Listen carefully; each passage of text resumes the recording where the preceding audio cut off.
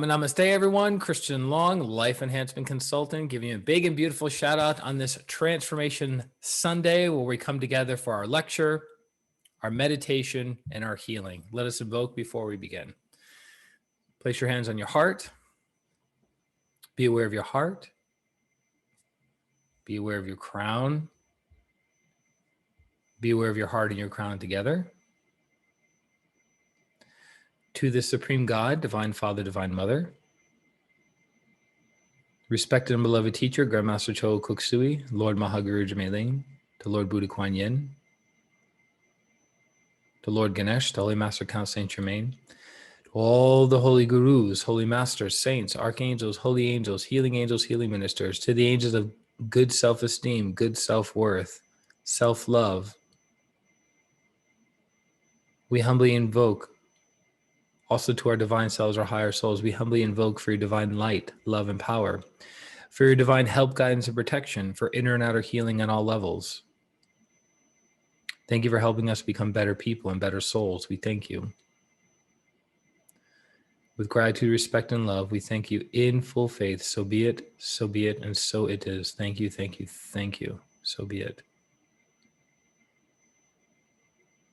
So be it.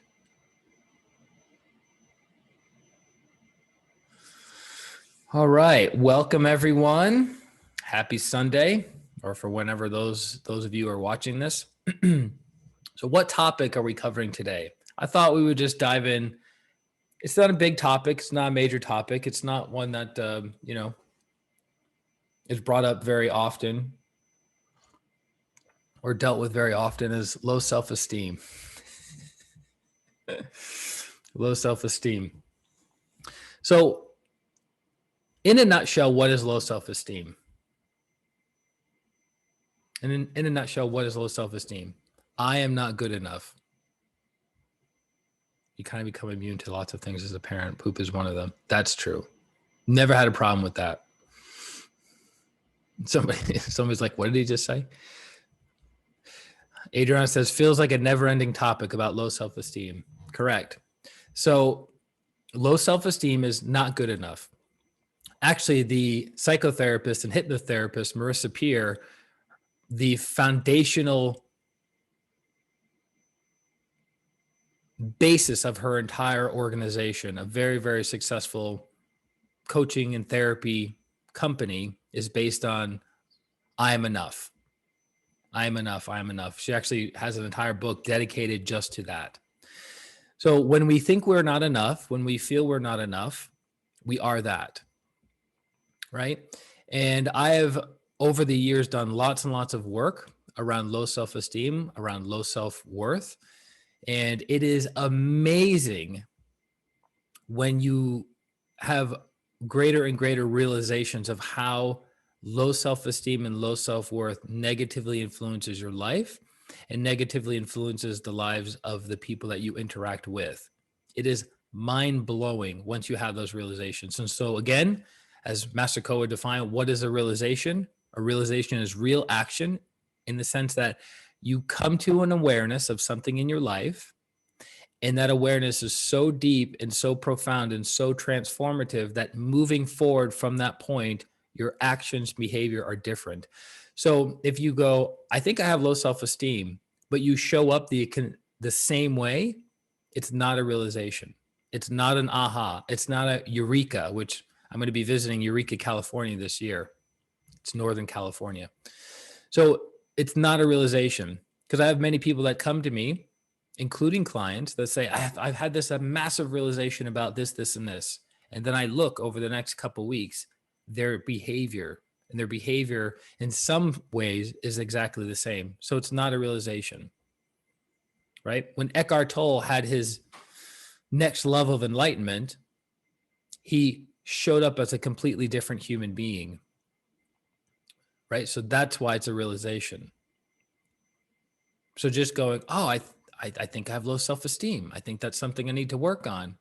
And then you continue to show up as a person with low self-esteem and low self-worth. It's not a realization. It's more of a mental construct.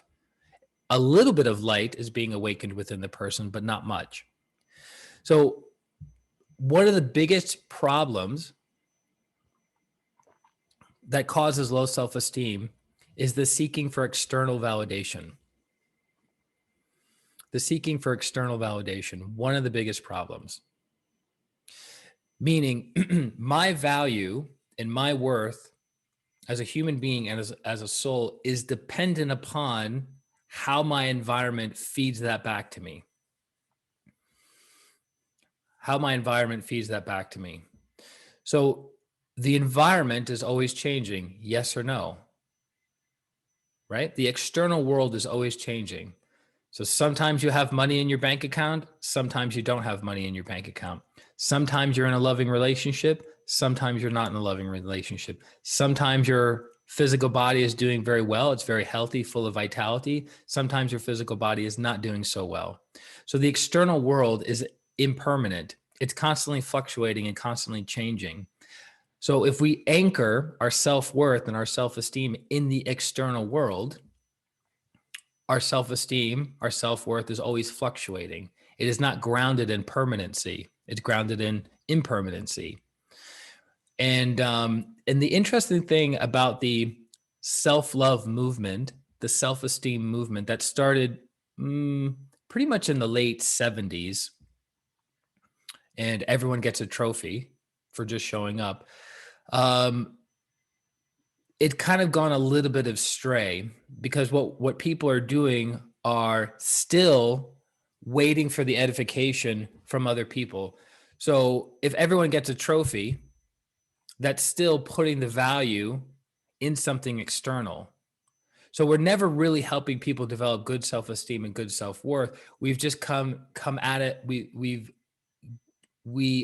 are giving them good self-esteem by waiting for people to edify them. So it's the other side of the spectrum. So one is you're only a good person if you perform, right? You're only a good person if you perform. You're only a good person if you make a lot of money. You're only a good person if you are the top salesperson or the top in your field.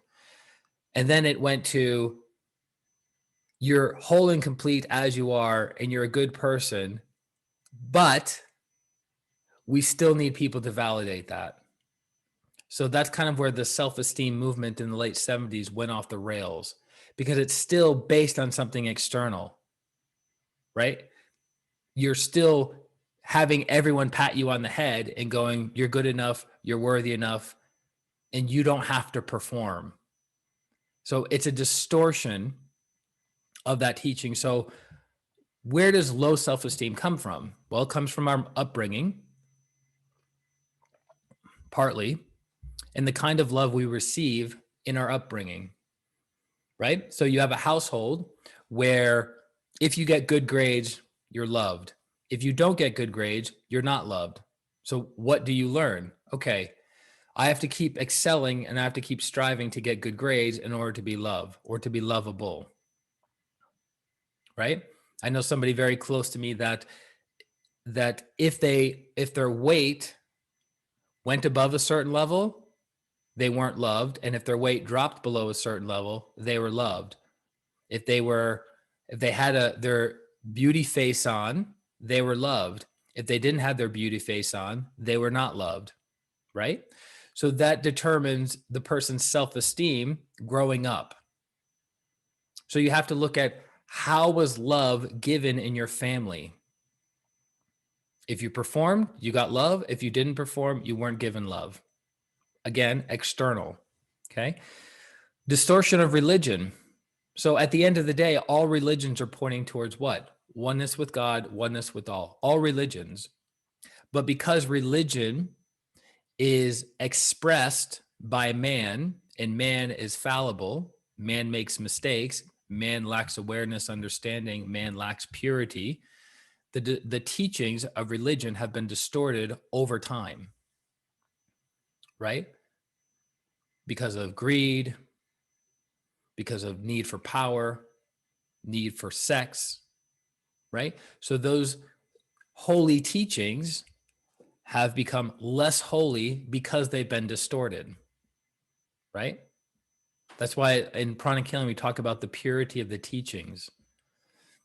So think about how religion was recorded in Christianity 2,000 years ago, and basically the Bible was written 300 years after Lord Jesus left the body, is there a possibility for distortion, right?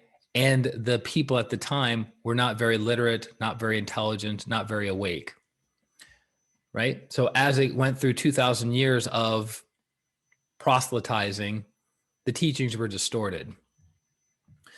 So distortion of religion is another way that we have low self-esteem and low self-worth. Culture. Certain cultures have certain ways of giving the citizens value. So for instance, in the Asian culture, you have a front solar plexus chakra, you have a back solar plexus chakra. Those are the major energy centers that deal with self-esteem. In the Asian culture, people do not deal with their emotions in a healthy way in general. So if there's a disagreement, if there's an argument, if there's some disharmony between you and another person, or there's a self-esteem issue, it's not processed in the front solar plexus. It's stuffed. And over time, that stuffing moves from the front solar plexus to the back solar plexus. So if you scan the back solar plexus chakra of most Asians, it is very, very dense and very, very congested because they always have a smile on their face and everything is okay. But in actuality, it's not. So self-esteem is not something that is dealt with or built up in that culture. Okay. And your self-worth is determined by how much value you can add to the collective. Okay. So your culture determines that. Now in the US, we are known as a solar plexus society, the rugged individualistic person. So that's me, myself, and I. So that can be good self-esteem, depending, it can be good self-esteem. But if the solar plexus becomes overactivated, then you are selfish versus self-interested, right? You're selfish versus being self-interested. So selfishness means getting what you need, want, and desire at the expense of another person. Self-interest is getting what you need, want, and desire without causing injury. You see the difference? Okay. Schooling. When you make the teacher happy, you're a good student. When you make the teacher upset, when you have a bad essay, a bad test, you're a bad person. Again, it's the external. So you get your self-esteem and self-worth based on the feedback from your parents, from your society, from your teachers, right? And again, your self-esteem is never connected to the external world. The problem is people connect their self-esteem to the external world. The interesting thing about the self-love movement, and that you're good enough, you're worthy enough, is that because of social media, people feel not enough. And then they go, well, I want to feel enough. And so then they go onto social media to post, look at how much I love myself. Look at how much I care about myself. Look at how worthy I am as I am. And then they go, that only got 3 likes. That only got 1 share. So what are they again doing? Seeking external validation. Okay. Takes a lot of energy to shift that perception. It's really old. Correct. Peer group. This is actually really interesting. I don't know about the people that are in this group, but do you compare your financial situation to Jeff Bezos? Yes or no? No. I like how Indiana's laughing super hard. What's so funny? I love the red, by the way. We don't compare our financial statement to Jeff Bezos' financial statement, the CEO and founder. He's not the CEO anymore, but the founder of Amazon. Why? Because we don't consider him a peer. But we compare ourselves to our peer group, people we went to school with, people that are a similar age, people that are in a similar profession, people who are similar training to us. That is who we compare ourselves to. And comparing drops self-esteem and self-worth every single time. So that is another problem. So our peer group is another thing that affects our self-esteem and our self-worth, right? So for instance, I know people that have been in pranic healing and Arhatic yoga for 15 years, right? For 15 years plus. And they have not reached my level in Arhatic yoga. So if I compare myself to them, right? I go, haha, look at me. Aren't I advancing so rapidly on the spiritual path?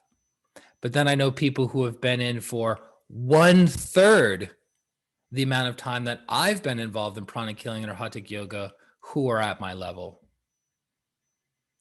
So then one viewpoint gives me false self-esteem and self-worth based on negative pride because I think I'm superior to somebody. The other viewpoint drops my self-esteem and self-worth because I think I'm inferior to another person. So low self-esteem and low self-worth. Okay. And then finally, karma. We have the karmic factors. Some people were just brought into this planet with low self-esteem and low self-worth from previous seeds that were sown in other lifetimes, typically connected to lack of self-love and injury to oneself.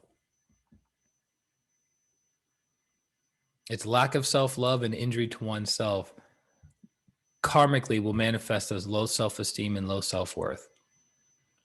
So those are some of the major areas where low self-esteem and low self-worth come from.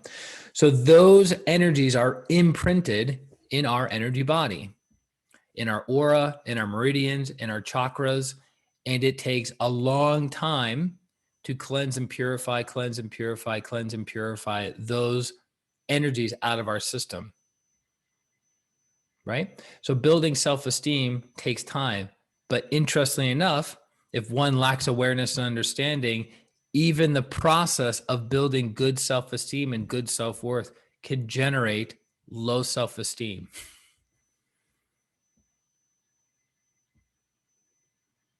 Think about that for a second. The process of generating good self-esteem and good self-worth can also build low self-esteem, partly because we're comparing our development to the development of our peer group. For instance, Master Choa says, if you want to obtain enlightenment, practice Arhatic yoga regularly for 20 years. Okay, well, somebody's been practicing for 10 or 15 years and they don't feel anywhere near enlightenment. So then I'm not good enough. I'm not worthy enough. I haven't been doing the right things. When am I ever going to figure this out? Why do I keep suffering? And then guess what? You start identifying with something outside of the self. Correct. So Adriana says like self-flagellating monks and nuns.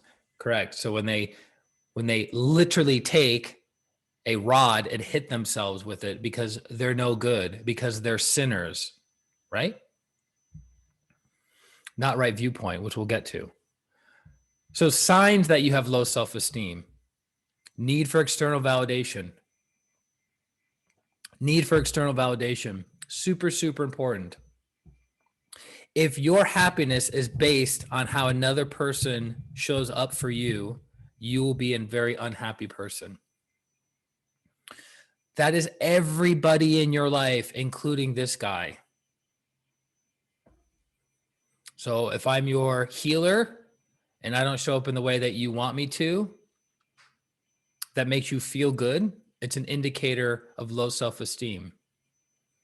I don't validate you because I'm not here to validate you, and nobody else is here to validate you. As one guy I follow online says, which I love, I think it's such a high-level concept.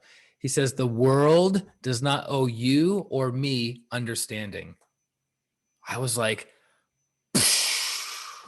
the world does not owe you or me understanding. The energy shifts. I know that can feel like you're on shaky ground. The reason you're on shaky ground is because you're standing on the need for validation of your external world and the world of others. That's why it's a problem. That's why so many people suffer from low self-esteem and low self-worth. Striving for achievement is another sign. Meaning, once I reach that next level, once I get that next level in Pranic healing or Arhatic yoga, once I get that promotion at work, once I make X amount of money, once I have this partner, once I'm here, then I'm good enough, then I'm worthy enough.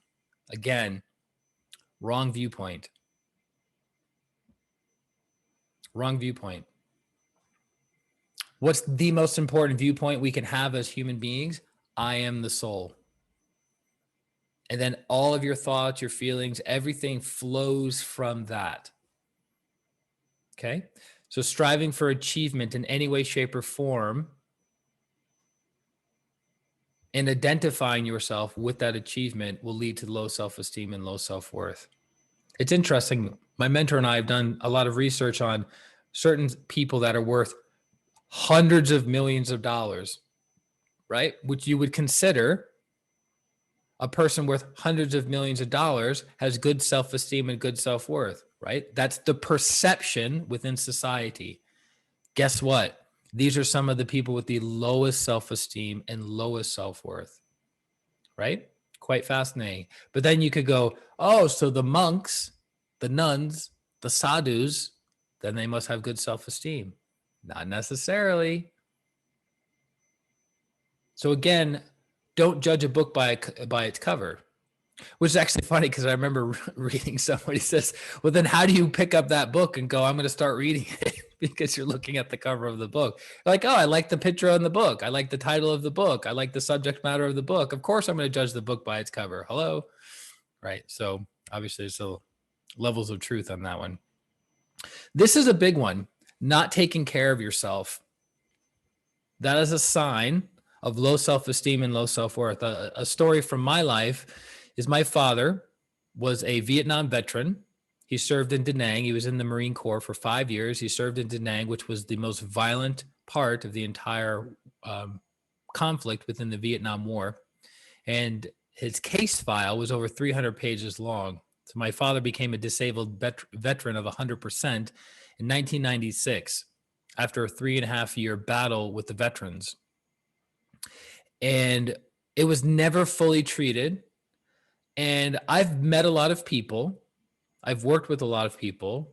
I understand healing very deeply. But even now, 7 years after my father left the body, I'm still having an understanding of how severe my father's mental health issues were. Him going to therapy was extraordinarily difficult. And then getting the feedback from his therapist in sessions, it was like, you know how certain people will go to therapy and they'll be like, they'll share a little bit and they'll have a little bit of awareness and they'll share a little bit and they'll have a little bit of awareness. And then over time they share more, have more awareness. With my father, it was so painful and so anxiety ridden that he couldn't even summon the courage to express himself without going into a fit of rage and the session being over within the first few minutes. A lot of pain and suffering with my father for decades after the Marine Corps. But I would always remember that when my dad made his bed and he took a shower, he was having a good day. Whenever he stopped taking a shower and whenever he stopped making his bed, he was having a really bad day. And it took me years to realize that, right? Because I'm a teenager. I don't have this awareness of observing my father and having higher levels of understanding and higher experiences of truth. But I always remember him saying that years ago about when people love themselves, which is funny hearing this from my father, because my father hated himself very, very deeply because he had no self-esteem and no self-worth. But those little moments, those little pockets throughout the day of him making the bed, of him taking a shower, of him vacuuming the house. True, our house growing up was immaculate. It was very, very clean, right? Because it was just something he learned in the military. But as my father's body got older and older and older, the house was less and less taken care of.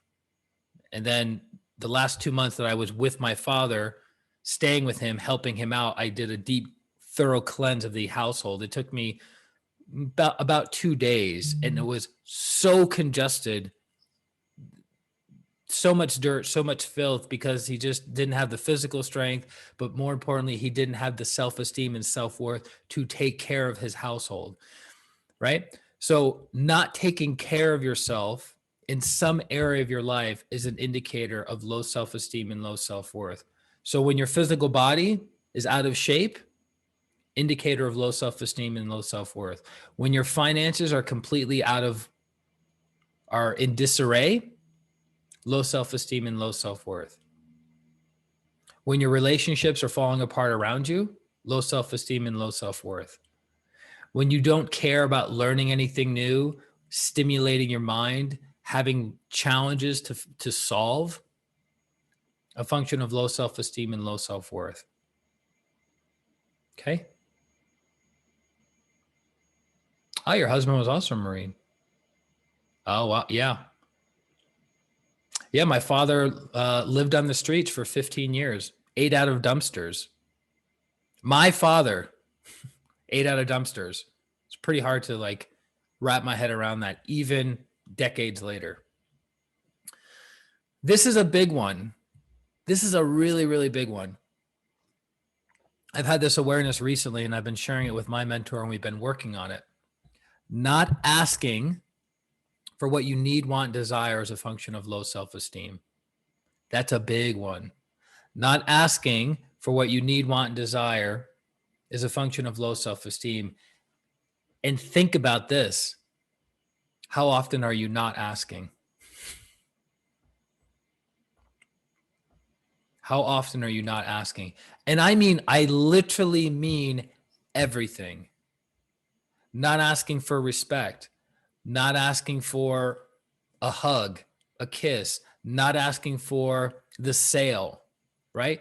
Salespeople with low self-esteem and low self-worth will do what? They'll keep talking, and never ask for the sale because they don't feel worthy enough of having that prospect buy from them. So not asking for what you need, want, and desire in any area of your life is an indicator of low self-esteem. So can you see how permeating low self-esteem is? Another function, you ready? Inability to receive. Another function of low self-esteem. I had suffered from this for many, many years, and to a lesser or greater degree, still working on it. The inability to receive. So we so desperately want the validation. We so desperately want somebody to tell us that we're good. And then when they tell us that we're good, we don't receive it. We push it away.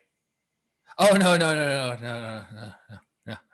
So we dress nice. Watch, this is how it will materialize, because I've seen it many times. We'll dress nice. Why?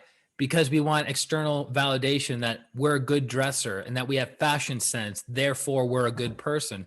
Then when somebody compliments us on what we're wearing, we go, oh, this old thing, or I got it at a discount. I got it at a bargain shop. So we deflect the compliment. So guess what? We constantly feel lack. We constantly feel scarcity. We constantly feel not enough, even though we are craving love, craving acknowledgement, craving recognition. So do you see how it's a double bind? In psychology, it means if you're damned if you do, damned if you don't. You're creating a double bind in your relationship with the world. You want love and validation, but you're always seeking it externally. And then when you get it, it's not enough and it's not the way you wanted. So then you feel empty and incomplete. So it's a vicious downward spiral again and again and again and again and again. So that's why you cannot, if I haven't said this enough, get your validation from the world. I'll say that until you eventually get it. You cannot get your self-esteem from the world. And then finally, signs of low self-esteem and low self-worth: unhealthy or zero boundaries. Unhealthy or zero boundaries. We have this assumption that somebody with good self-esteem and good self-worth embraces the world and has no sense of boundaries. So to give you an example, because this is a nuanced point that can be hard to understand. So my assumption has always been that if you put up boundaries, you don't love the other person. There's always been an assumption of mine that if you put up boundaries, you don't love the other person, because if you love somebody, you'll give them anything and everything all the time without any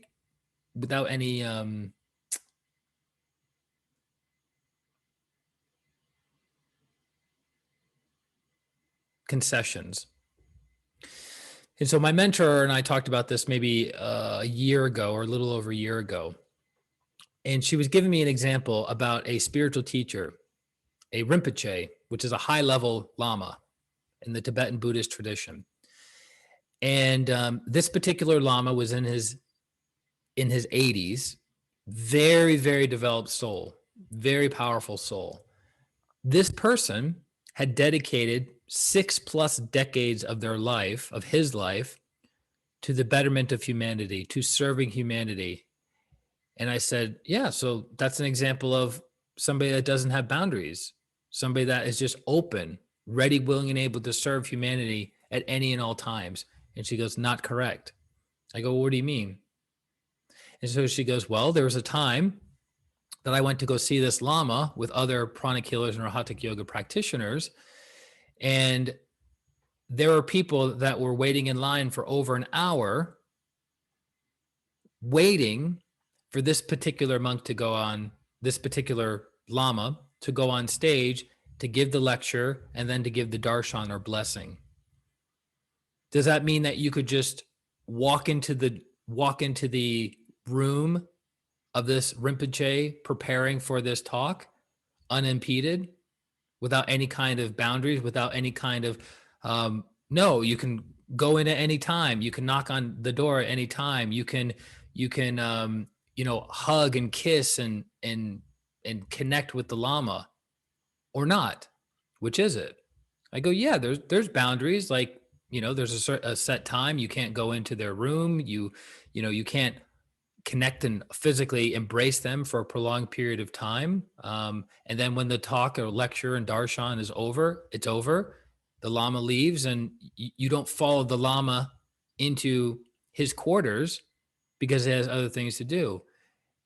And she goes, well, would you consider those healthy boundaries? I said, yeah. And would you also consider this person to be very loving, very generous, very kind, hoping and attempting to alleviate the suffering of others? I said, yes. She goes, there you go. So you can love somebody and also have boundaries. But people with low self-esteem and low self-worth, they think that they're never doing enough and they're never doing it right. So they always have to keep showing up and keep being the sacrificial lamb or the martyr for their friends and their family members. That's the problem. So there are boundaries, and within those boundaries, you can exercise love. Okay? You're describing my mother. I know your mom well. So does that make sense? So those are the signs of low self-esteem and low self-worth. And this leads to perpetual unhappiness and unfulfillment. It is a cycle you cannot break free of. If you don't have what? Awareness, understanding, which leads to transformation. Let me ask you this. If there was not another human being on this planet, meaning you never interacted with another soul Are you good enough? Are you worthy enough? See, it's still just a mental construct right now with the group. It's interesting that that would make you guys anxious. Okay. So the point being is you don't need the world to validate your self-esteem and your worthiness. Okay. And again, your self-esteem is primarily located in the solar plexus chakra, the chakra that everyone avoids. What's that nod for? What's that big nod and smile for, Chrissy? What's that? Okay. So the solar plexus chakra is the chakra that deals with good self-esteem and good self-worth, or not good self-esteem or good self-worth, right? Keep in mind, these are all energies.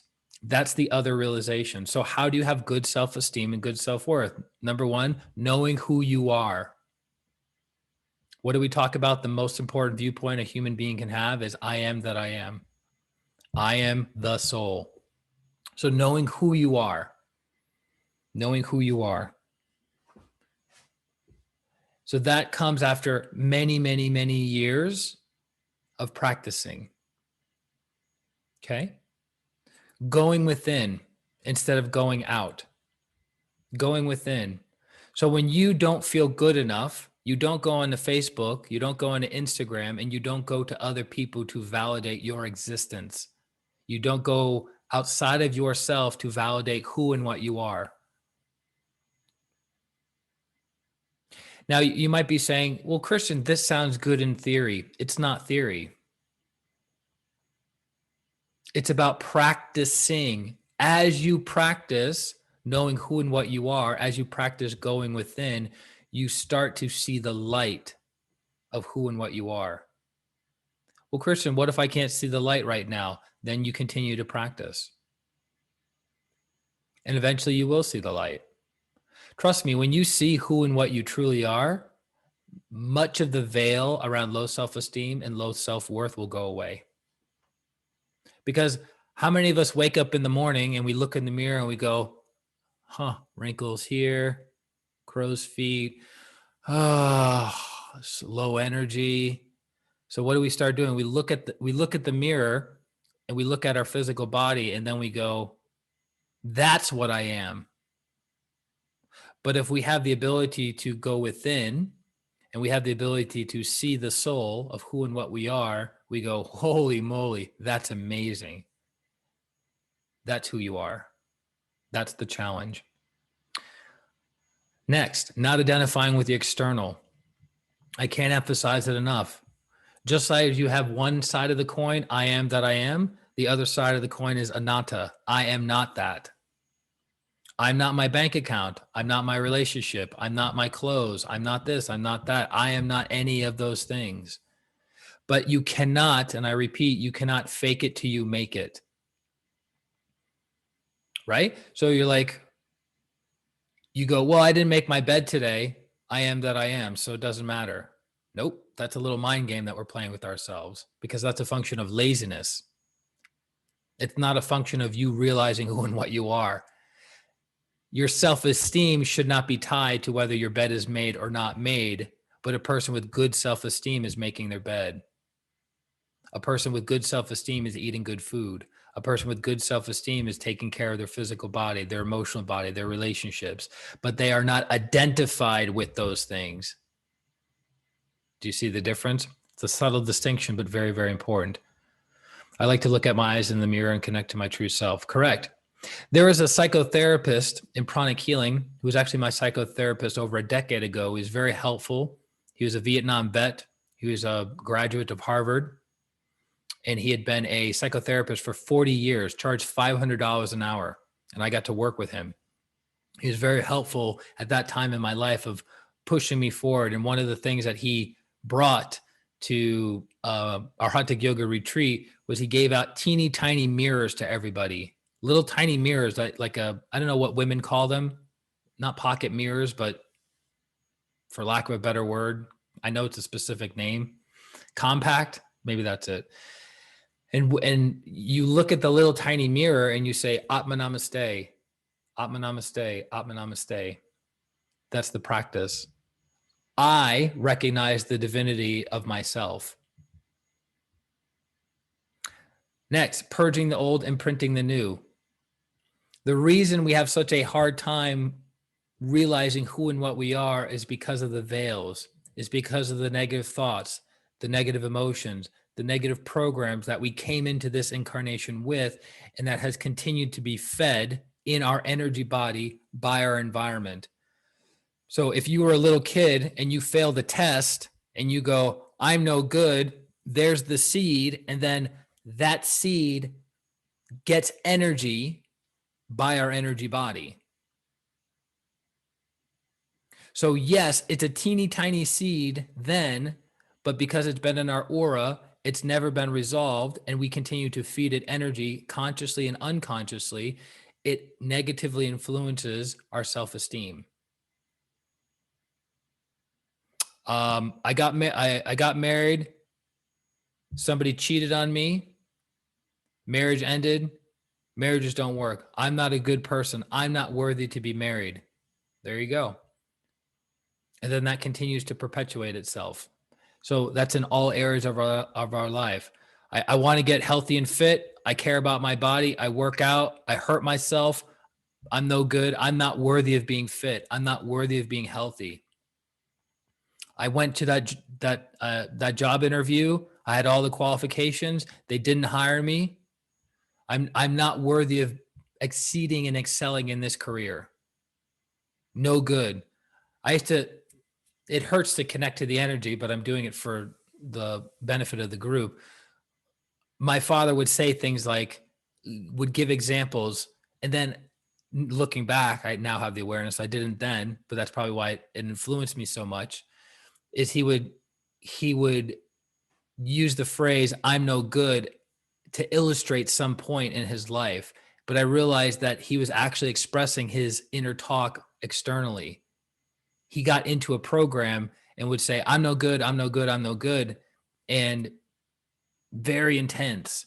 So if you're saying that to yourself all the time, how much can other people penetrate that barrier? If you've been telling yourself, I'm no good for 20 years, and you have one or two people occasionally throughout the week tell you, yeah, you're good at that, you're a good person, it doesn't penetrate. So you have to purify your own low self-esteem and low self-worth. How do we do that? We do it through meditation daily. How do we do that? Through having awareness and understanding of low self-esteem and low self-worth, which is what we're doing now. How do we do that? Receiving energy healing. We go into the energy body, we disintegrate and break up low self-esteem and low self-worth, and we remove it. And then we imprint good self-esteem and good self-worth. Good self-esteem and good self-worth. Okay. And interestingly enough, to give you an idea that it is a challenge, especially within the world of spirituality, my mentor and I, we had the question, who has good self-esteem and good self-worth? And this is a person who can come up with answers relatively quickly, and it took about a minute. Within the people that we know, and we know many, many people, who do we know has good self-esteem and good self-worth? It was like the Jeopardy music playing in the background, like, huh. And 30 seconds later, this person has good self-esteem, good self-worth. I said outside of the master pranic healers. So it's a problem, right? It's a problem that needs to be worked on. It needs to be resolved. And the interesting thing is you cannot have somebody else resolve it. You can't have somebody else resolve your low self-esteem and low self-worth, because you have to realize who you are, and nobody else but you can do that. The qualifier was really good self-esteem, right? Because looking for the model, who's the model of really good self-esteem that we knew? And it took a minute for the realization to come in. And then as we understood and dissected this person, things became clearer and clearer and clearer. Because if you don't have a model of good self-esteem and good self-worth, it's a little bit difficult to develop it, right? And then lastly, gratitude for receiving. So when you get a compliment, receive it graciously and gratefully, not from a low self-esteem and low self-worth. Like, that's all you have to say to me? That's the only compliment? Really? Low self-esteem, low self-worth.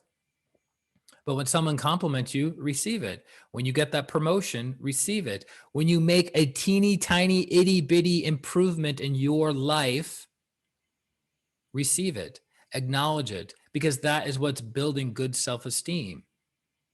Because if you never give yourself space to acknowledge your personal growth and development, guess what? You're going to be flagellating yourself for your entire life. I got a $5,000 promotion. I should have got a $6,000 promotion.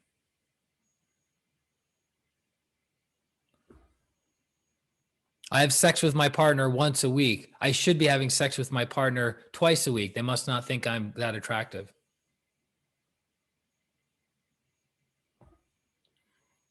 Right?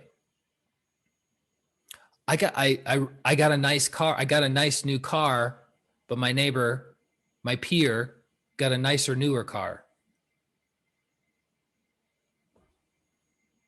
I made $30,000 on this real estate deal, but if I did it better, I could have made $45,000 on this real estate deal.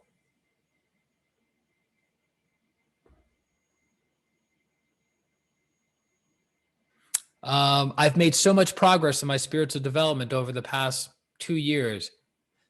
If only I started 20 years ago. So it never ends. So that's why you have to have awareness, you have to have understanding, and you have to keep practicing it over and over and over again of building good self-esteem.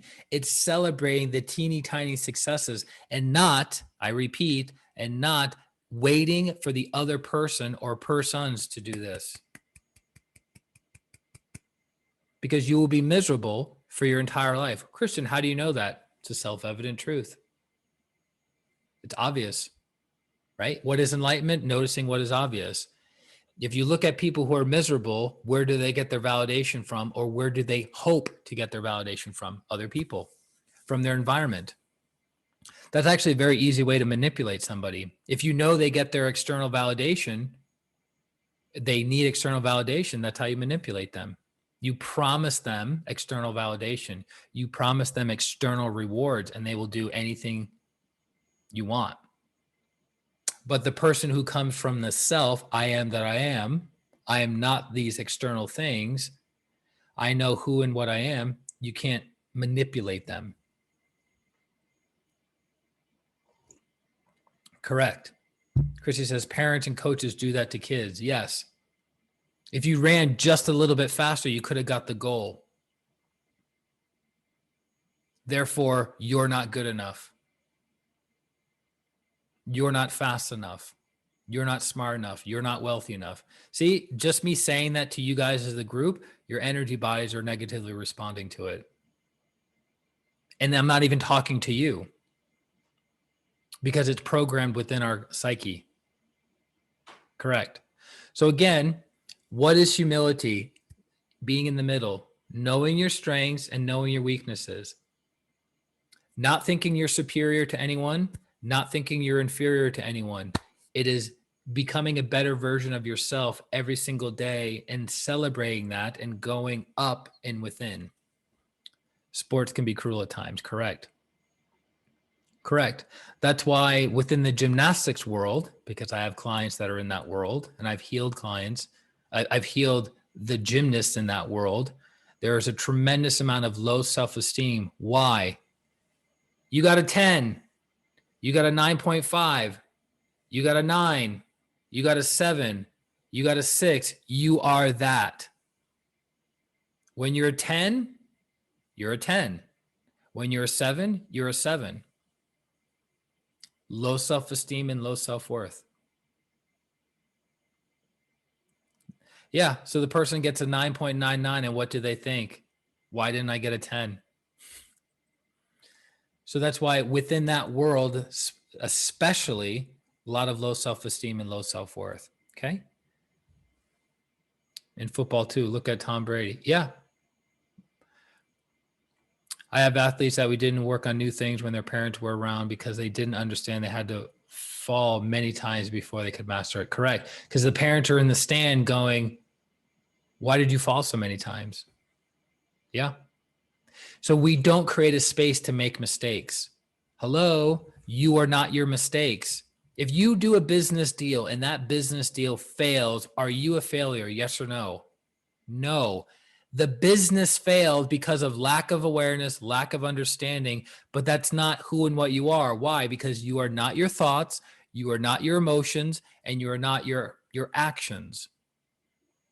But that is a lifetime of practice to get to that point. So when you feel bad about yourself, you have to have the presence of mind, awareness, and understanding to go, I'm feeling bad about myself, but am I those bad feelings? No, I am not that. And you see it outside of you, right? You see the bad feeling of not good enough, not worthy enough here versus it is me. But that takes a lifetime of practice. It's not something you just wake up one day going, I love myself, because then you're doing what? Faking it till you making it. And then you're telling everyone, I love myself. Why? Because you're seeking validation.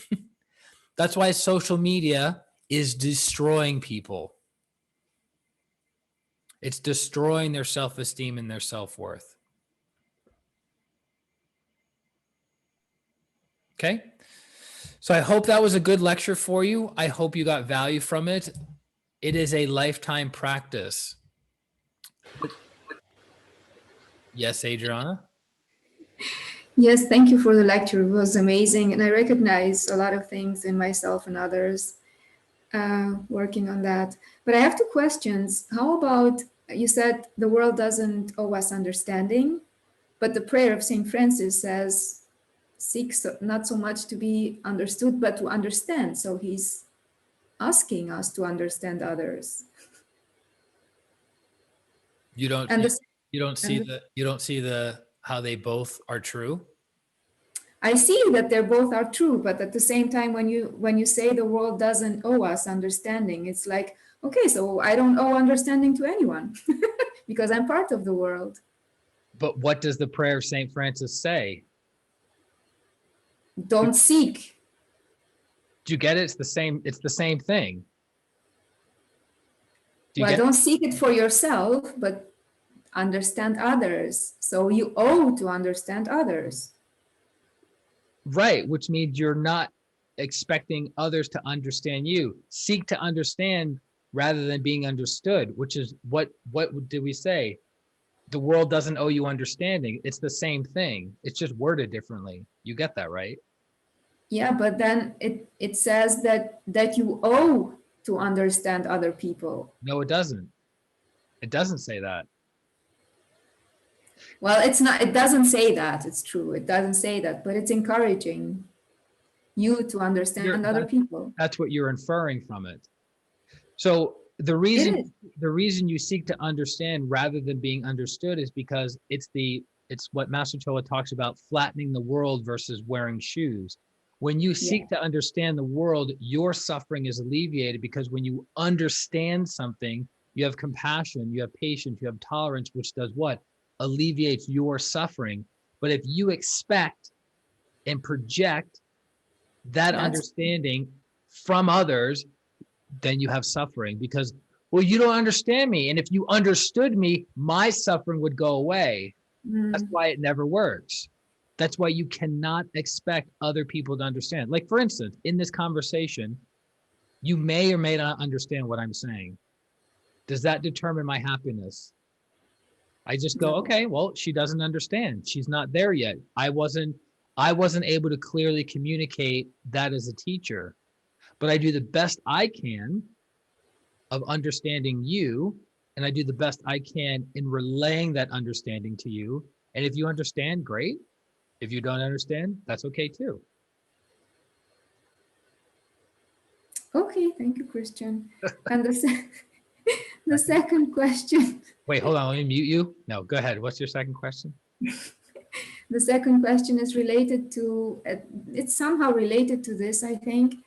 it's related to one of the quotes of Master Choa, and I'm paraphrasing because I'm not quoting ad literam. It's you need to give people compliments because they are feeding them. It's like watering a plant. So a compliment is also a kind of external validation. But he says some people, yeah, or all people need that also, and children need that, and plants need water, that's true, and sun to grow. And people need compliments to grow. That's something like that. You're doing the same thing. It's the same thing. So he's saying, be loving with your thoughts, loving with your words, and loving with your actions. Yes? Yeah, but he says do it actively. Correct. Yeah, like So feed them. So feed how is that people. not connected to what we're talking about with low self-esteem and low self-worth? It's funny, But you're not seeing it. it is connected. That's why I'm asking. So what's your question? Well, my question is, my question is, isn't that external validation? No, Can you? It's not giving someone compliments. you're not seeing it. It's funny that you're not seeing it. I know why you're not seeing it. Okay. What's the lesson? The lesson is I am the soul to go within and to not seek external validation. Is that the lesson today? Yes. Okay. So it has nothing to do with you not feeding other people through loving thoughts, loving words, and loving actions, right? Right? Well, that's my question. Is it? You're seeing it from the other viewpoint, and That's true. Yeah, I see it from the other side. Yeah, it's the same also with understanding. I was also looking from the other side. Correct. So you're Yeah. saying, yeah, but shouldn't we compliment people? Isn't that the right thing to do? Doesn't that help them? Doesn't that feed them? Yes. But what's the argument? It's you not needing it. But if I don't need it, other people do need it? That's the question.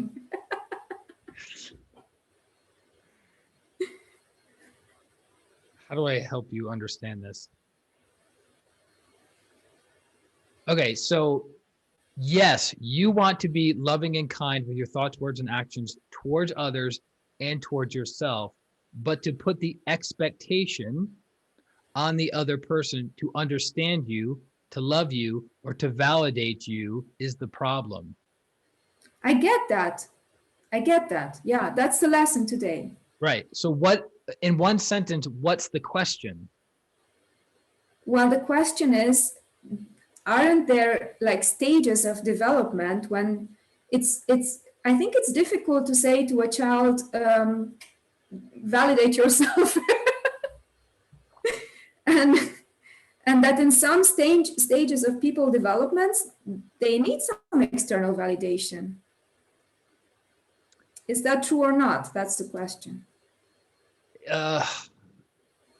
They need to be properly taught of who and what they are, and they also need to be edified. You're a good person. It's helping them go within and go up. So they're not their good grades, they are not any of those things, right? They're not their performance in sports. They're not you're 10, you're 7, you're this, you're that. It's looking at what are their thoughts, words, and actions producing? And if that doesn't work, that is what needs to be changed. Meaning you fail in business, not because you're a failure. You fail in business because you had a bad service, bad product, bad marketing. What can you do to improve that? So you are not the thing that you're working on. The carpenter making the stairs is not the stairs or the chair or the bed. But if the person sits in it and it breaks, something went wrong. What needs to be corrected? It's not, I need to be corrected. It's the thing I'm creating needs to be corrected. So it's both of them happening simultaneously, helping the person recognize who and what they are, and then saying good, kind, loving things to them throughout. So it's not that you say, all right, I just need to say, hey, you're the soul. You don't need my validation. It's you are the soul, and I know you can get there. You are the soul, and I love you. You are the soul, and you're beautiful. You are the soul. It's both, right? It's helping the person feed themselves from above, because that's what a good teacher does. It's helping the child grow up into an adult, right? Yeah. I love this conclusion, Christian, because I think that's the new way of parenting that needs to be applied more nowadays. Yeah. And if the parents have low self-esteem and low self-worth, and the parents seek external validation, how can they teach their children? Yeah. Right. Okay. Thank you. I agree. Thank you. Good. Their work ethic, their effort, their laziness. If you change those, then the outcome changes. Correct. Yes. Good.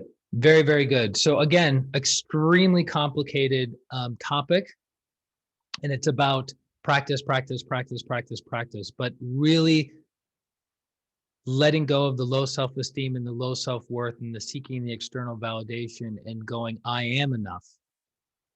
I am worthy. I am good. Because at the core of who and what you are, what are you? Light, love, and power. I am that I am. Wouldn't that be interesting if you were comparing your light, love, and power to the light, love, and power of another being? That would be a higher level of low self-worth, wouldn't it? Like, that person's light is brighter than mine. That means you don't really see it, because spiritually we are all one. Okay. So we're going to pause now because it's Sunday. Don't forget 2 songs, 2 rounds of your exercises to be deeply and ready to be cleansed and purified for the meditation and healing. So everyone at home, we'll see you in a minute. Welcome back, everyone. Hopefully you got your exercises on.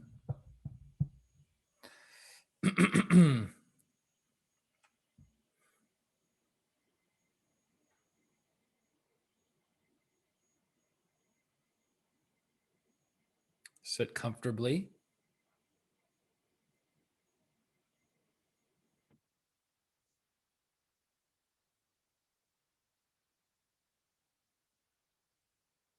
Now we're going to do our breathing. And again, so we inhale for a count of 6, hold for a count of 3, exhale for a count of 6, hold for a count of 3. You inhale through the nose, hold. You exhale through the nose, hold. As you inhale, the belly goes out. As you exhale, the belly goes in. The breathing is smooth. It is rhythmic. It is quiet.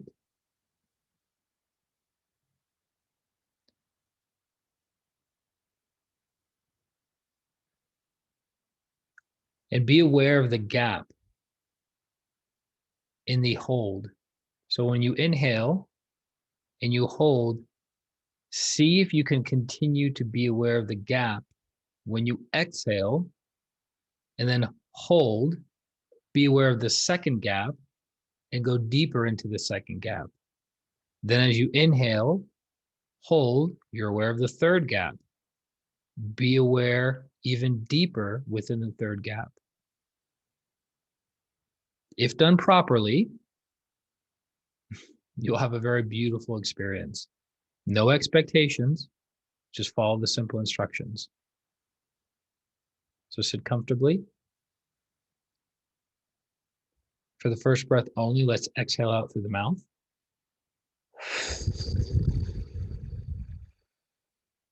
Inhale through the nose. 2, 3, 4, 5, 6. Hold.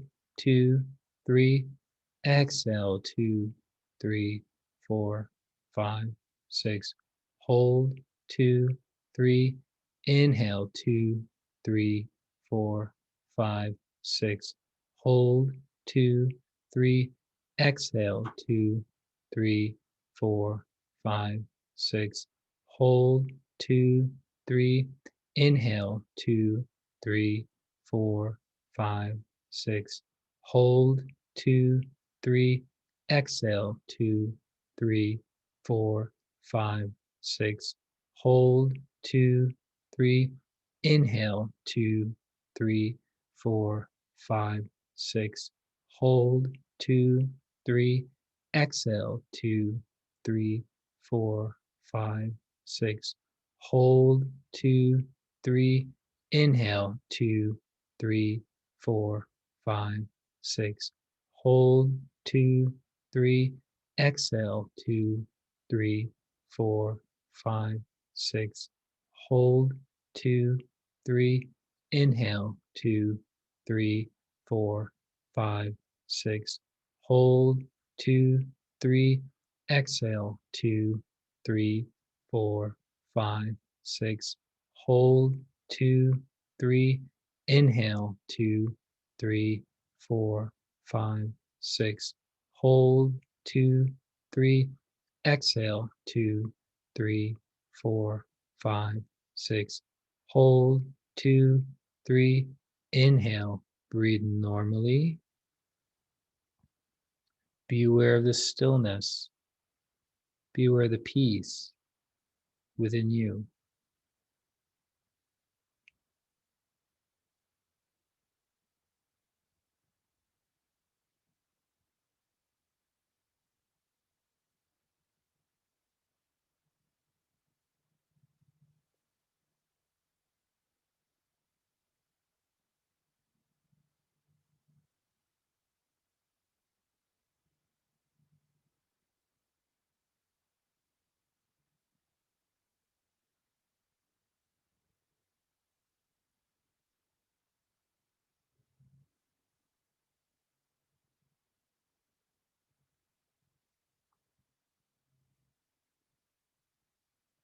Be aware of the crown. Mentally affirm after me. I am the soul affirmation by Grandmaster Choa Kuk Sui. I am the soul. I'm not the body. I'm not the emotions. I'm not the thoughts. I'm not the mind. The mind is just a subtle instrument of the soul. I am the soul. I am a spiritual being of divine intelligence, divine love, and divine power. I am one with my higher soul. I am that I am. I am one with the divine spark within me. I am a child of God. I am connected to God. I am one with God. I am one with all. This is the truth, regardless of the brain's capacity to experience the truth. I am the soul. We are one. We are one. We are one. Separation is an illusion. There is only oneness. Oneness with God, oneness with all. We are one. Be still, be aware.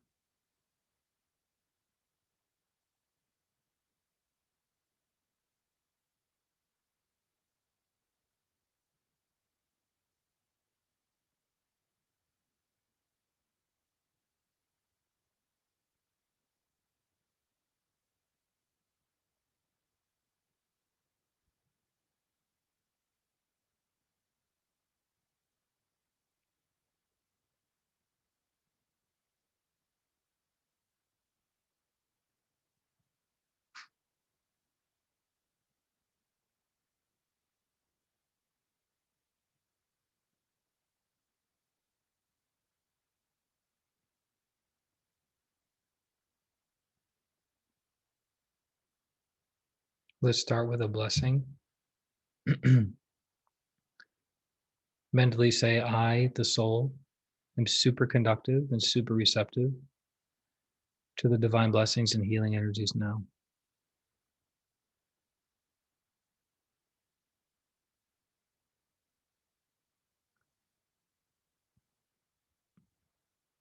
From the compassion and mercy of God passing through my teacher, Grandmaster Choa Kuk passing through me, may each and every one of your back heart chakras be flooded and filled with divine light, love, and power, with mercy and compassion now. So be it.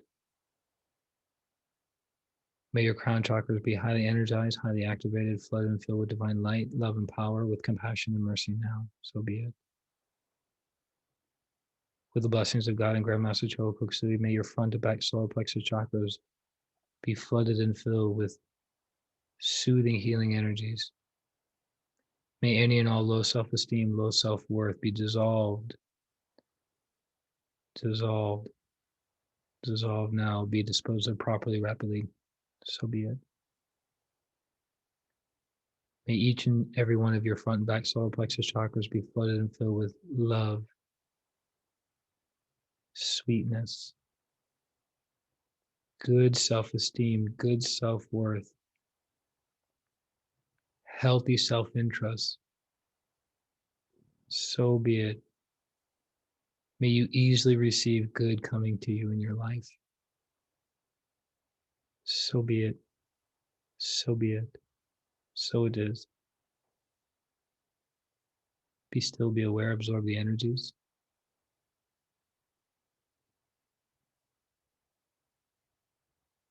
Smile.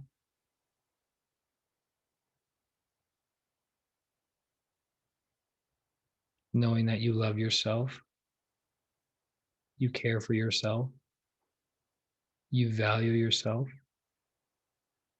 you're worthy. Smile.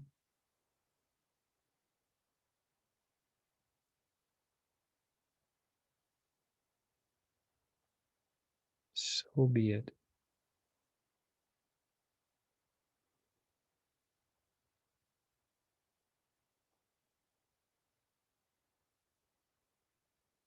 Raise your hands in blessing. Be aware of the heart, the hands, the earth in front of you. Mentally follow me. Lord, make me an instrument of thy peace.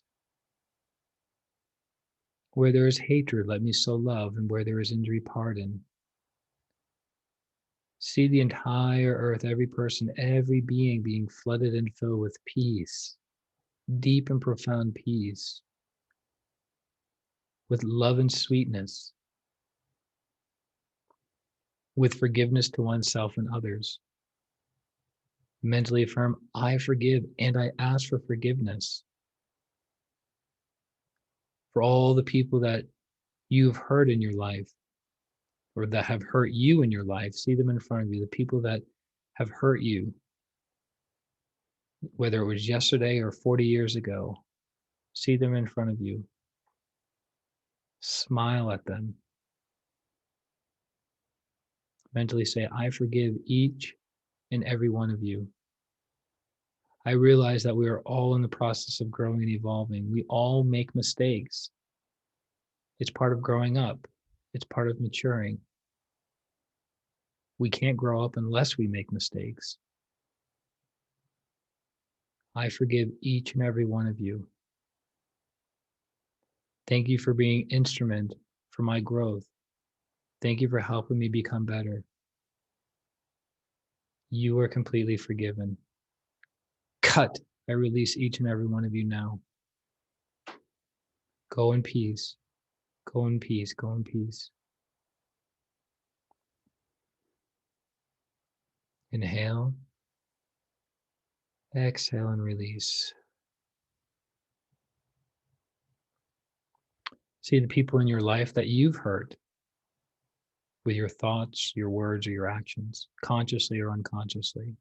See them in front of you and say, I'm sorry. I'm sorry for my lack of awareness, my lack of understanding, my lack of loving kindness in our relationship. I'm sorry for what I did. I've learned my lesson, and I will not repeat the same mistake again. I ask for your forgiveness wholeheartedly, and I receive your forgiveness. Thank you, thank you, thank you. See all of your relationships being filled with harmony, lots and lots of harmony and inner peace. So be it.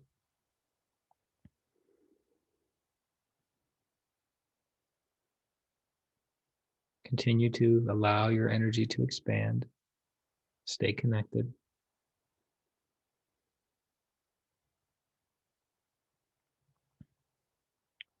Where there's despair, hope, doubt, faith.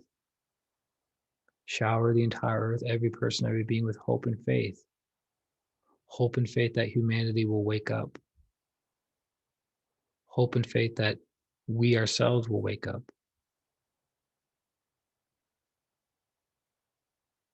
Hope that we will be empowered just a little bit more each and every day to do the work that we're here to do. So be it. So be it. So it is.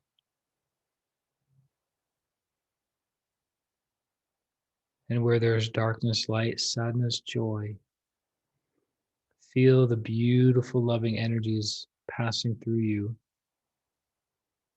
out your hands, to the earth in front of you. So much love, light, and joy.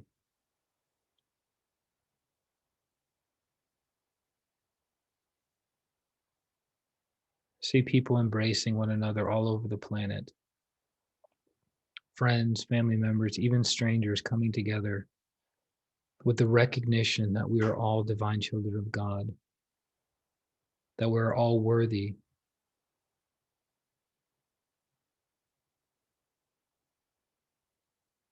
that we're all beautiful in our own individual ways.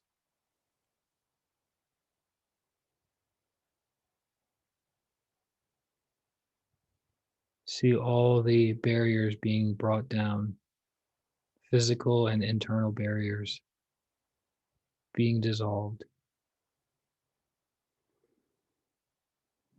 Let light and joy reign supreme. So be it. Be aware of your crown, your hands in the earth. Allow your crown to expand even further.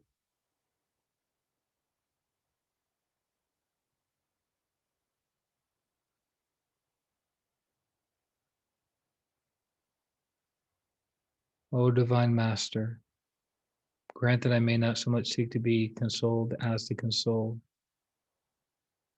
to be understood rather than to be understand rather than being understood, and to love as to love, to be loved. We'll get it out eventually.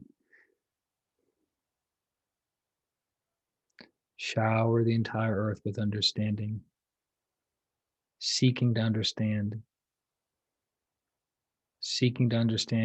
you and seeking to understand others.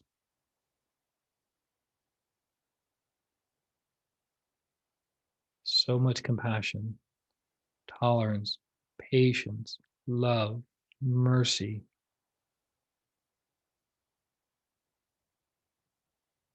We treat the world as we treat ourselves. If we have no patience, no tolerance, no understanding for the world, it's because we don't have that for ourselves. The world is a mirror of our inner world.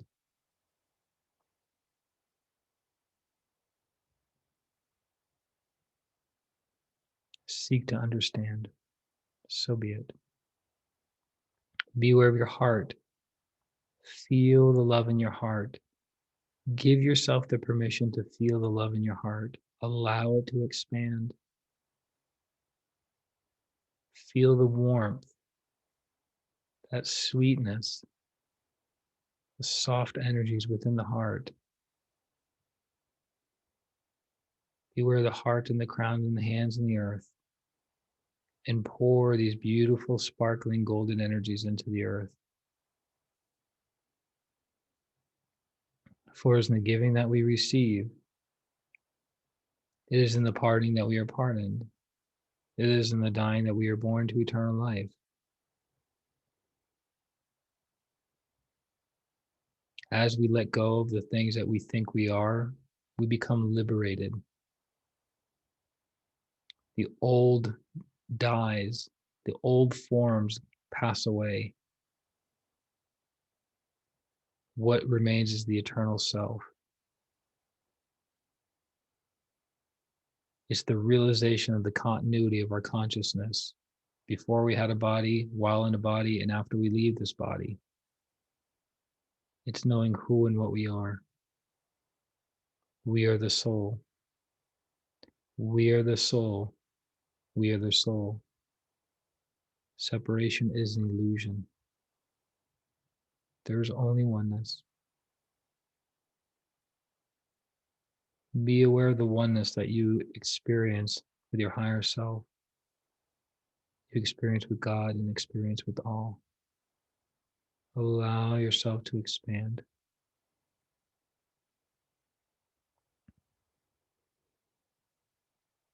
Amen.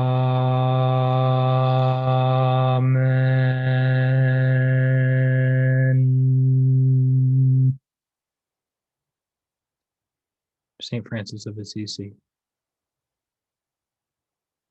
Gently lower your hands in your lap, palms facing up.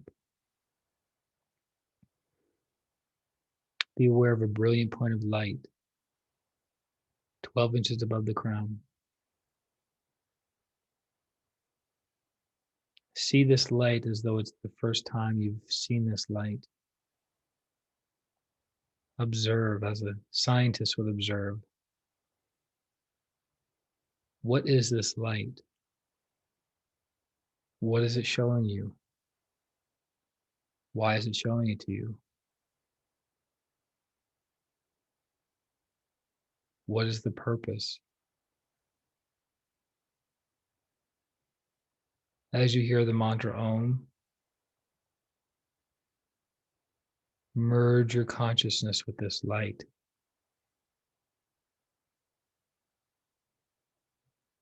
And let go.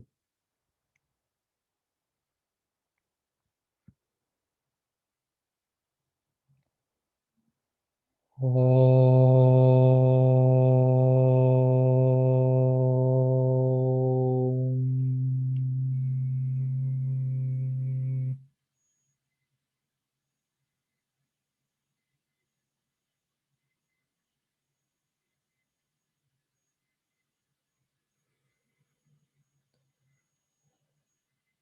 Om.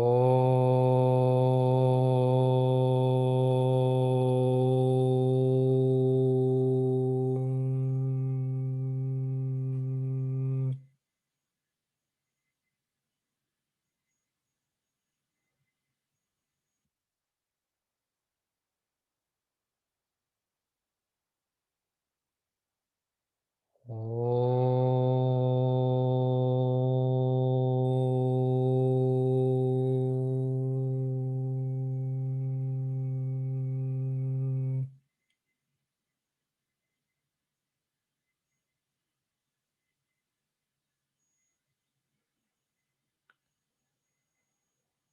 Om.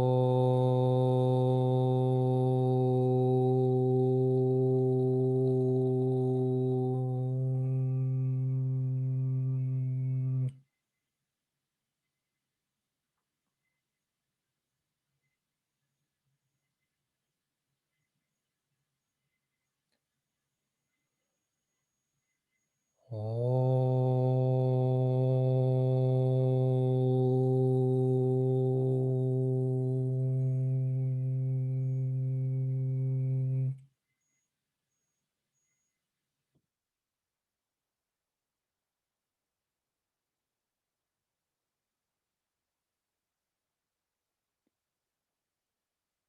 Be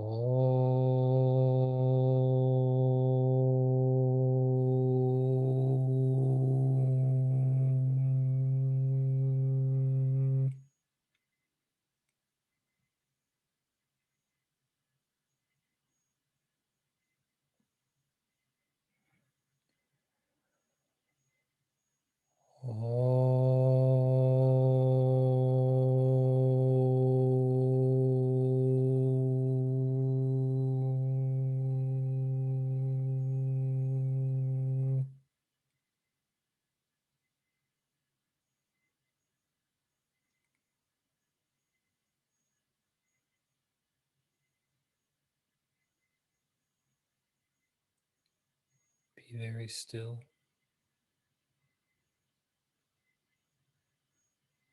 Be aware of who you are.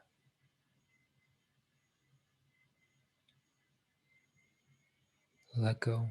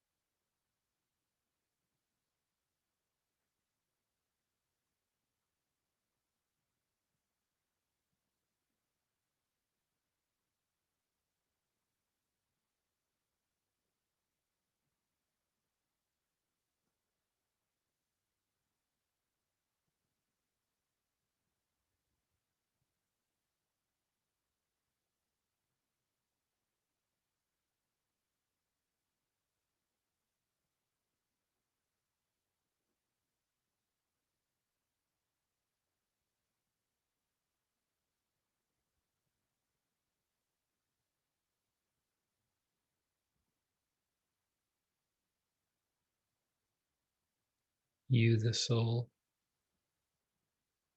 are swimming in an infinite ocean of compassion, love, and mercy.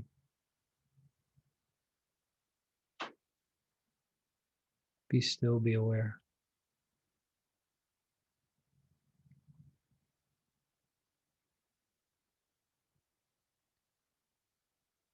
Om Mani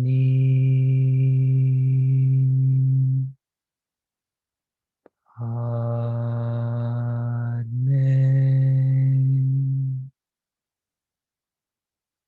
Om.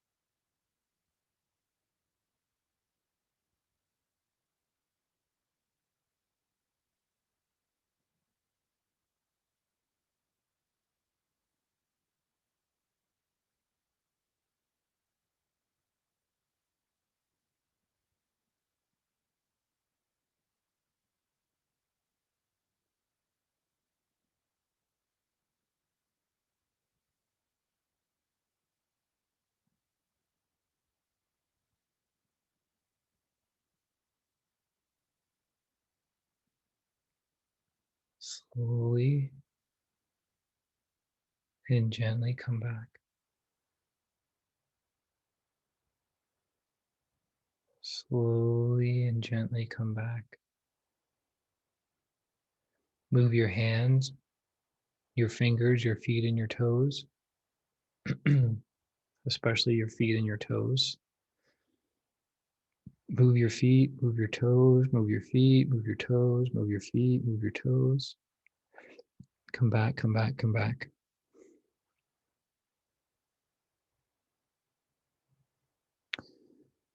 Raise your hands and chest level. Let's release the excess energies. Be aware of the heart, the crown, the hands, and the earth. With the blessings of God and Grandmaster Choel Koksui, let the entire earth, every person, every being be blessed with divine light, divine love, divine power, with soothing, healing energies, with material and financial abundance, prosperity, and success, and healing energies. Blessings be to all without exception. So be it, so be it, so be it. With the blessings of God and Grandmaster Choel Koksui, let Pranic healing, Arhatic yoga, and the higher teachings spread properly, rapidly, enthusiastically throughout the entire planet to alleviate the suffering of mankind. May mankind be healed. May mankind be uplifted. May mankind be transformed. So be it. So be it. So be it. With the blessings of God and Grandmaster Choel Koksui, let each and every one of your friends and family members be blessed. See them as bright, healthy, happy. See them connected to their higher selves. See the pillar of light pouring into each and every one of them from their own higher selves. See them awakening, transforming. See them as happy, good self-esteem, good self-worth, caring for themselves and caring for each other, caring for you. So be it, so be it, so it is. Let's bless the week for each other. Imagine each day in the week in front of you. With the blessings of God and Grandmaster Choel Koksui, let this coming Monday, tomorrow, be blessed with divine light, divine love, divine power. With emotional calmness and stability, let Monday be blessed, so be it. Let this coming Tuesday be blessed with divine light, love, and power, with physical strength and vitality. Let Tuesday be blessed, so be it. Let this coming Wednesday be blessed with divine light, love, and power, with effective and proper communication among all people. Let Wednesday be blessed, so be it. Let this coming Thursday be blessed with divine light, love, and power, with material and financial abundance, prosperity, and great, great success. Let Thursday be blessed, so be it. Let this coming Friday be blessed with divine light, love, and power, with happiness and joy of a successful week. Let Friday be blessed, so be it.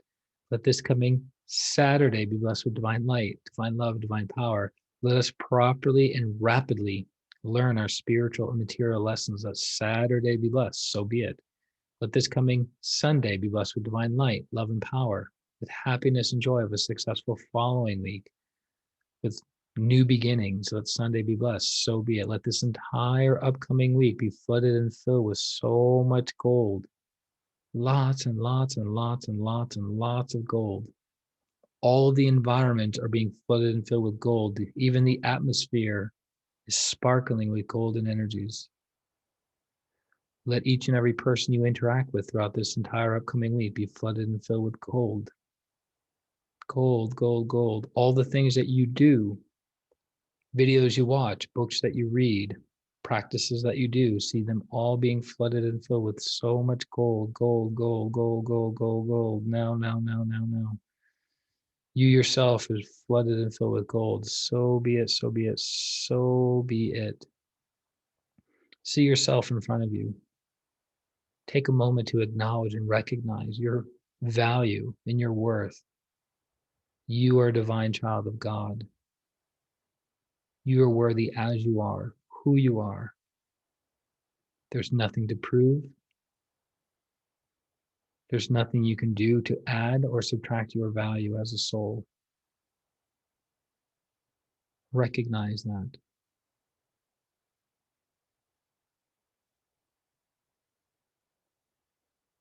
You making mistakes has nothing to do with your value or worth.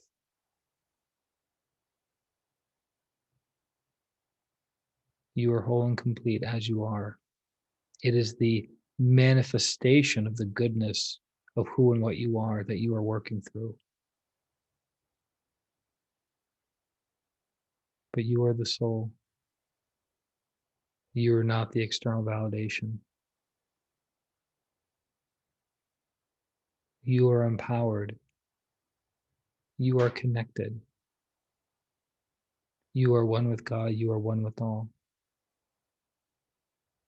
So be it. So be it. So it is. Have your hands facing down towards the ground. Be aware of the base of your spine, soles of your feet, 3 points. Also allow your hands to release any and all excess energies into the earth. See roots of golden light from the base of the spine, soles of the feet going into Mother Earth. Very, very thick, thicker than your hips, each cord, each root. The blessings of God and Grandmaster Chola Koksui. Let Mother Earth be blessed. Let Mother Earth be healed. Let Mother Earth be rejuvenated, regenerated, and revitalized now. Let Mother Earth be blessed with good air, good water, good earth, and good people. So be it. So be it. So it is. Thank you, thank you, thank you. Place your hands on your heart. Be aware of your heart and your crown together. Super clean, super bright. You are a pillar of light. To the Supreme God, Divine Father, Divine Mother, respected and beloved teacher, Grandmaster Chola Koksui, Lord Mahaguru Jmeling, especially the Lord Buddha Kuan Yin, the Buddha of compassion, mercy, and wish fulfillment.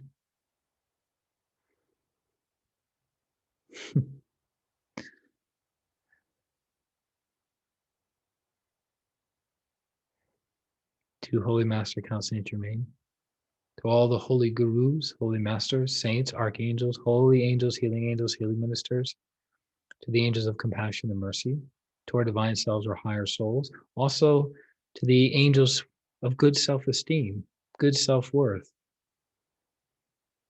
for the beings within our solar plexus, to our divine selves or higher souls, we thank you all for your great, great blessings. Thank you for your deep and profound healing. Thank you for transforming us. Thank you for helping us acknowledge and recognize the little wins that we do each and every single day of our lives. Thank you for helping us acknowledge our own goodness, our own worthiness. We thank you, we thank you, we thank you. With tremendous gratitude, respect, and the deepest of love, we thank you, thank you, thank you. Self-love included, thank you. So be it.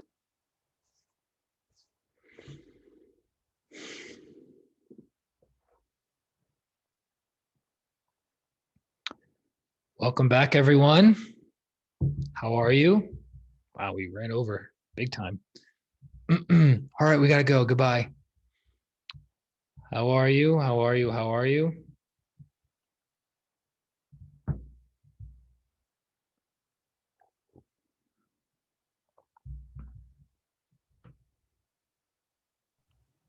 I like how every little kid, when they drink liquids, they're always out of breath. How are you, Indiana? Christian, it was wonderful. I really am grateful for the healing today. There was so much gold. I saw a temple of gold. I also saw the star, the Jewish star. Star of David? Yes, the Star of David. Balancing the energies, huh?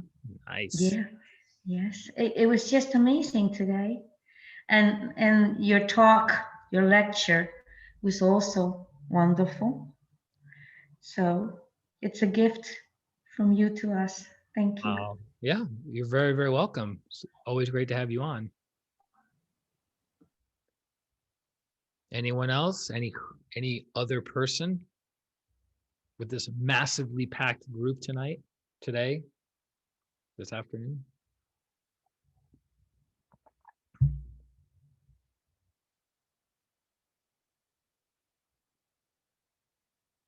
I feel like Adriana has something to say. Chrissy says, saw white and a chest x-ray, then I coughed and it was gone. Also felt something bump me at one point. Where was the bumping? It's better than something stabbing you in the ear, right? We're making progress. Interesting. Okay. Good. Yes, Adriana. Hold on. I can't hear you, but I should be able to hear you because it says you're unmuted. Yeah, it was my mic. I had some noise in the environment, so it was less deep than usual, the meditation, but at the same time, like huge energy, a lot of energy. My body was numb, and I saw a lot of light. And also when we were blessing at the end, the energy was very solid. So I guess that was that quality of gold when we're doing the end blessings. Good. Very good. Yeah, it was a super, super powerful. I definitely didn't want to come back because part of what's happening is we're moving towards what? The full moon of Westsec or the full moon Exactly. of Taurus, right? So the energy is building. Good. Yeah. And I love the blessing we did to ourselves at the end. Do we realize we need to do that more often? Yeah. Yeah. It's very important.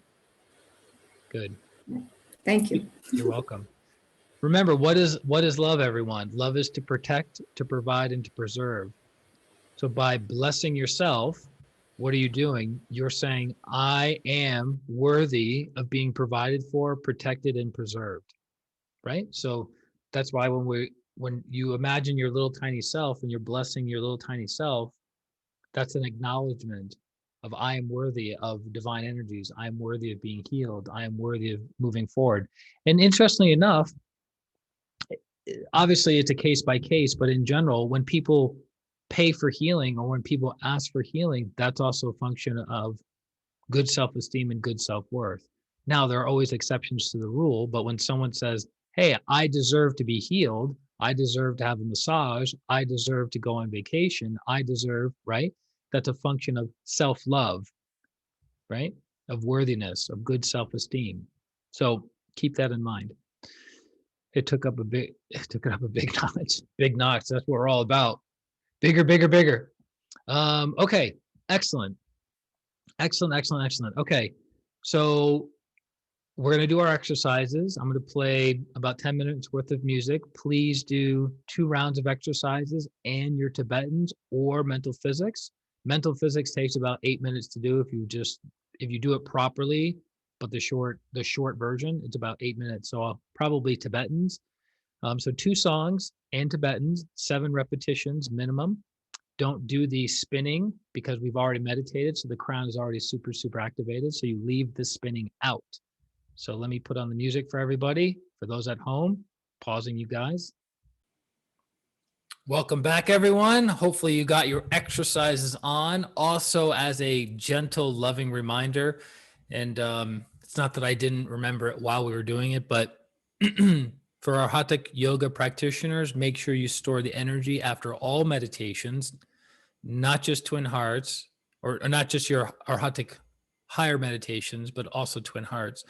And store energy in good places, good experiences. If you have a really beautiful experience with friends, with family members, with an insight or quote unquote realization that you have, you can also practice storing the energy. Now, because Pranic healing and Arhatic yoga is an inner school, it's a mystery school, we don't do these practices in public. So if you have a beautiful experience around friends and family members, you don't do the technique in front of them, you squirrel off to the side.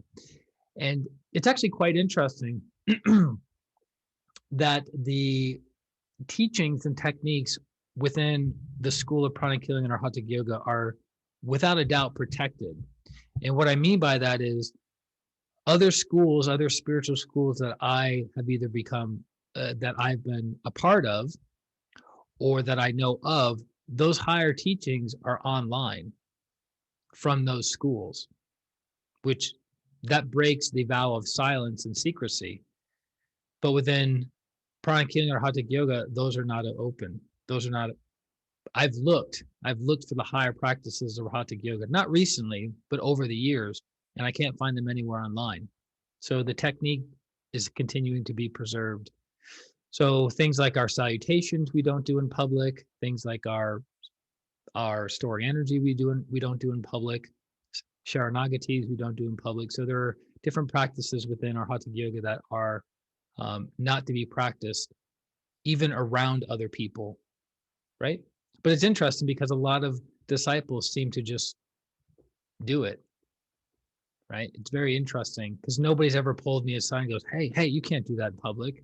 It's just an awareness and an understanding. It shows the quality of the practitioners as well. Correct. As Master would say, you can tell what kind of disciple you will have by what that disciple has said about his or her previous teachers. Meaning if the person has put down their previous teachers, they're going to put you down because it's the law of karma. So that's why I've always spoken very highly of Maharishi Mahesh Yogi, who is my original spiritual teacher in this incarnation. He is what got me onto the spiritual path, as it were, who I'm supremely grateful for. There are disagreements that I had, but I never talked badly of this teacher, right? Because I just knew it was just obvious, like, not to do that. And then as I matured as a disciple, I had greater understanding. Oh, that's why we don't do that. Got it. So I hope each and every one of you enjoy the rest of your Sunday, or whenever it is that you watch this. Continue doing your preparatory work, preparing for April 26, 2021 for the full moon of Taurus, the Wesak Festival, the most powerful time of the entire year to meditate. Do not slack off. Right now is some of the most important time of the entire year to be consistent with your meditation practices and your purification practices. Because then when the day comes, April 26th, you will be super conductive, super receptive. You will have emptied your cup out entirely, expanded your cup, and then be ready for the greater downpour of blessings and healing energies for the next several months. Okay? So stay diligent in your practices. But that being said, Atma Namaste to each and every one of you. Lots of light, love, and power from God and the teacher into each and every one of your lives. May you become so realized. May you wake up, as it were. And that is it. So lots of love to you guys. I will see you on the Flippity McFlipperson. Bye-bye.